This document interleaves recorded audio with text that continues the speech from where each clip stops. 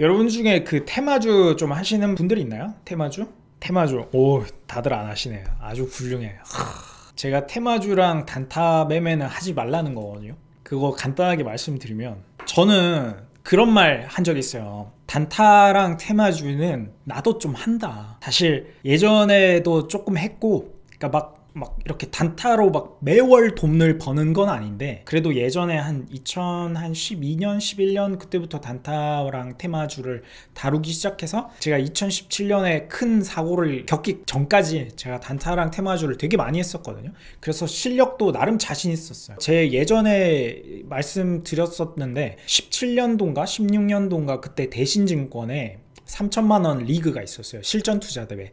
실전투자대회라는 거는 두 달 만에 성적을 내야 되거든요. 두 달 만에 수익률을 가장 많이 올린 사람이 1등이고, 그 다음에 뭐 수익률 순서대로 이렇게 가는 건데, 그거 제가 준우승 한번 한 적 있고 2등 한 적 있고, 그 다음에 17년도인가 18년도인가 그때 KB증권에서 했던 건데, 그때 제가 두 달 동안 또 수익률을 1등을 했었어요. 1등을 했는데 그 제 본 계좌랑 종목 하나가 하루 겹쳤어. 하루 이렇게 겹쳐가지고 제가 입상을 못했어요. 근데 이번에 또 그 이베스트에서 대회를 했는데, 제가 단타 치지 말라고 단타 치는 것 같아 좀 찔리기는 하지만, 그래도 말의 신빙성을 위해서 제가 하나 하면, 이베스트 증권에서 했던 그 실전 투자 대회에 1억 리그가 있거든요. 제가 그 1억 리그에서 1등을 했어요, 이번에. 그래서 상금도 받고 했거든요. 이게 단타랑 테마주를 제가 하지 말라는 이유가 뭐냐면, 제가 2017년도에 단타랑 테마주 하다가 저세상을 갈 뻔 한번 했었어요. 그래가지고 그 당시에 그 대선 테마주를 딱 3번만 해보자 라고 해서, 첫 번째가 2007년 제가 주식을 맨 처음 시작했을 때, 그때 시작하고 나서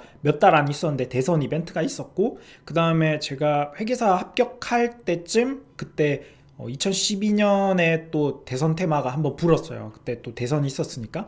그리고 17년도에 또 대선이 있었는데, 제가 12년까지만 해도 돈이 없어가지고 대선 테마를 제대로 못했단 말이죠. 근데 보기는 잘 봤어요. 열심히 테마주가 어떻게 올라가나 보고 나서, 제가 세 번째 테마 이거는 꼭 먹자, 내가 이번에는 꼭 먹고야 말리라 했었는데, 그때 어떤 이렇게 탄핵 그런 게 좀 있었죠. 이슈가 있으면서 예년과 조금 다른 양상으로 올라갔어요. 그래서 테마주라는 게 일찍 붐이 불고 일찍 붐이 꺼졌는데, 제가 그런 것까지 캐치를 못한 거죠. 제 실력 부족일 수도 있지만, 3번 하고 실패하면 진짜 접자라고 했었어요. 대선 테마주 같은 거를 실패하고 접자라고 했었는데, 그때 보면 진짜 실패를 크게 했어요. 그때 일자리 테마주라고 해가지고, 제가 아시아 경제랑 이때쯤인 것 같아요. 17년 1월 이때고, 웹스, JT 이렇게 3개를 샀었거든요. 이것도 17년 1월 이쯤에 샀어요. 이쯤에 사고 손절을 이때쯤 하고, 그러니까 여기서 사고 여기서 손절하고, 웹스, JT 이렇게 아시아 경제 이렇게 3개를 샀었거든요. 근데 완전 그때 폭망했어, 폭망. 이때도 요때 사가지고 요때 팔고 했었거든요. 그래서 이게 3개를 되게 크게 들어갔었어요. 금액을 크게 막 약간 레버리지까지 써가지고 들어갔었는데, 그때 또 실패했어요. 대선 테마주 하다가. 그 전에 열심히 잘 먹다가 이때 3개 일자리 테마주라고 해가지고 되게 크게 들어갔었는데, 그거 3개 하다가 또 망했어요. 망해가지고 와, 이거는 진짜 뭐 복구 불가능이다 할 정도로 제가 엄청나게 타격을 많이 입었었거든요, 그때. 그러고 나서 제가 2017년에 그 생각을 했어요. 이제 가치 투자를 좀 해야겠다.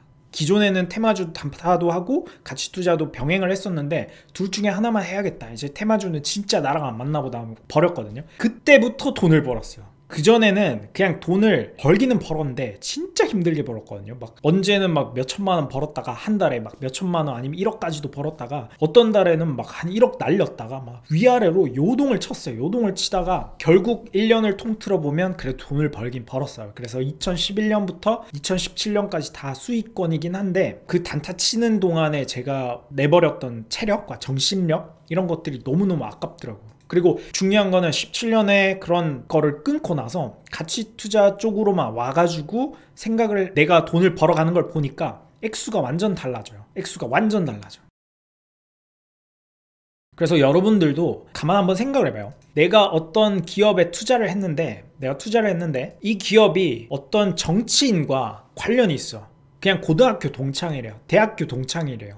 그게 무슨 상관이에요? 내가 기업을 이 시가총액을 1000억짜리를 샀어요. 뭐 이익은 1년에 한 2, 30억 버나봐. 근데 1000억짜리를 샀어. 이걸 1000억짜리를 사보니까 고등학교 동창이래요. 유명한 정치인이랑. 그 사람이 대통령이 되면 뭐가 좋아요? 일감을 몰아주나? 아무것도 안 준단 말이에요. 그 회사 뭐 시총이 1000억인데 이익이 2, 30억 나는 회사가 갑자기 이익을 분여받아가지고 막 1년에 100억, 200억 버나? 그거 아니잖아요. 그 사람이 어느 정도 연관이 돼 있는지도 모르고 그냥 단순하게 고등학교 동창이다, 대학교 동창이다 이런 사실 하나만으로 기업 가치엔 아무도 영향을 안 준다고요. 제가 이거를 되게 늦게 깨달았어요. 여러분들도 지금 보셔야 되는 게 무슨 홍정욱 나온다, 홍정욱 씨, 홍정욱 님 나온다, 뭐 누구 박영선 님 나온다, 뭐 등등 정치인들이 나와가지고 고등학교 동창, 대학교 동창 열심히 찾아가지고 막 단타를 치려고 막 들어갔어요. 근데 그 회사가 뭐 박영선이 서울시장 되면 뭐가 좋아요? 그 회사에 아무것도 좋은 거 없어요. 홍정욱이 대통령이 됐어. 뭐가 좋아요 그 회사에? 아무것도 좋은 거 없어. 아무것도 영향이 없어 그 기업에. 기업의 가치라는 건 그 제품이 잘 팔리고 그 기업이 커나가야 되는 거지. 그런 정치인이랑 연관돼가지고 발상 자체가 굉장히 바보 같은 발상이에요. 나보다 더 바보한테 넘겨야 되는 거잖아요.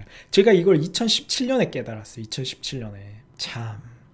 그래서 여러분들도 이런 걸 좀 보시면 좋겠고, 막 서울경제에서 나온 뉴스인데 뭐 큰손된 개미, 뭐 단타 비투 위험한 줄타기 뭐 이런 거 있잖아요. 단타 치지 말라는 이유가 이거예요.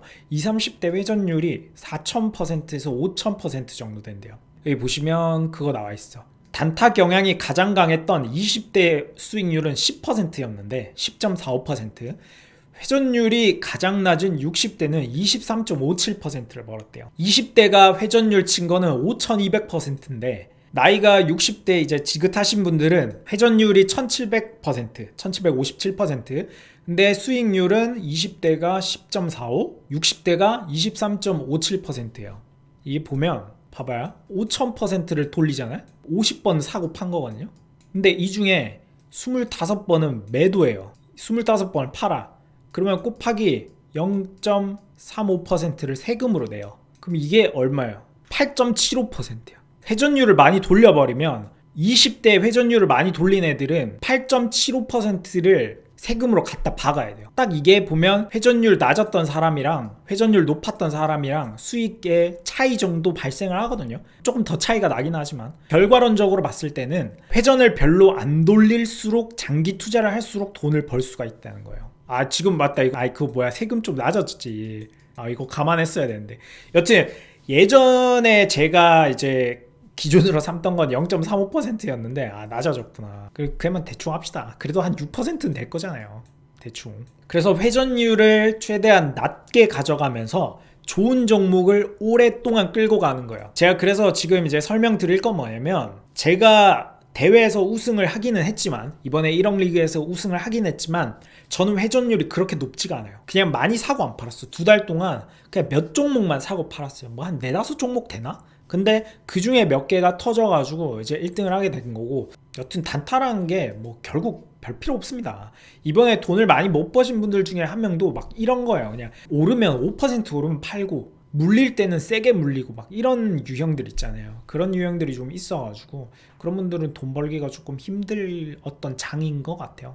저 같은 경우에는 이제 테마주를 안 하는 이유, 특히 정치 테마주는 안 하는 이유가, 그 기업의 그런 정치인들이 어떤 유력한 자리에 갔다, 서울시장에 갔다, 대통령이 됐다, 그 기업에 주는 영향이 아무것도 없다는 것을 뒤늦게 2017년에 깨달은 거고, 그전에는 되게 뭔가 메커니즘을 몰랐던 것 같아요. 주식시장 자체가 어떻게 돌아가는지 자체를 몰랐던 것 같아요. 그 이후로는 제가 어느 정도 좀 생각이 많이 되고, 탄천거리면서 이런 생각도 많이 하고, 그 다음에 돌아와가지고 많은 생각을 했는데, 그러다 보니까 그런 걸 깨달은 것 같아요, 최근에는. 그리고 그 대선 테마주를 하다 보면 안 좋은 게 뭐냐면 그런 게 있어요.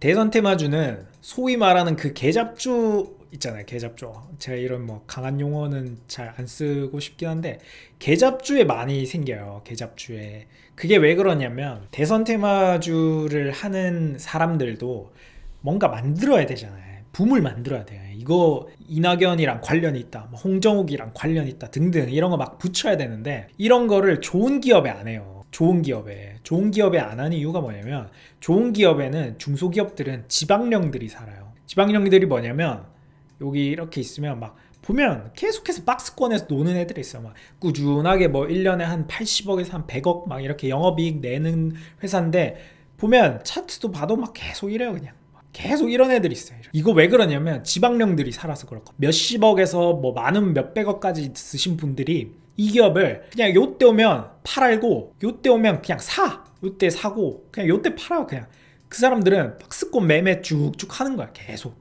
그러다가 만약에 이게 이렇게 안 가고 이렇게 뚫고 갔다 이 사람은 그러면 야 여기서 다 팔고 버려. 이제 이거 매매 안 해. 또 지방령 붙을 때 또 찾아가 보자. 또 새로운 종목 찾아보자 하면서 또 다른 종목으로 떠난단 말이에요. 근데 테마주를 만들 때 보면 이 지방령이 살아버리면 이 지방령의 매물 받기가 너무 힘들어요. 테마주를 만드는 세력들이라는 애들, 제가 세력이란 단어 되게 싫어하긴 하지만 그런 뭐 어떤 세력들이 있다라고 가정을 했을 때 그런 세력들이 테마를 붙이고 싶은 종목을 선정을 하는데 거기 지방령이 살고 있어요. 그 지방령 물량을 받아내야 되잖아요, 자기네들이. 그러면 투자금이 더 많이 든단 말이에요. 이 돈을 끌어올리려면, 주가를 끌어올리려면 돈이 더 많이 들어. 그래서 이런 지방령이 살지 않는 개잡주로 가는 겁니다. 대선 테마주들은 보면 다 잡주들에 많이 몰려 있어요. 개잡주라고 하긴 좀 그렇고 펀더멘털이 좋지 않은 기업들 그런 쪽에 많이 몰려 있거든요. 그래서 제가 대선 테마주는 조심하라고 하는 게 뭐냐면 그런 돈을 잃기도 쉽고 그 기업에 영향도 없다는 것도 알고 이런 잡주들에 대부분 몰려 있다는 거예요. 그래서 여러분들이 만약에 손절을 치지 못하고 제때 못 나오면 힘든 상황이 됩니다. 테마주 중에 정치 테마주가 가장 악질이고 하지 말라는 이유가 그런 것들이 있습니다. 여튼 단타 테마주 하지 마세요. 이거 끝이 안 좋습니다. 끝이 안 좋아.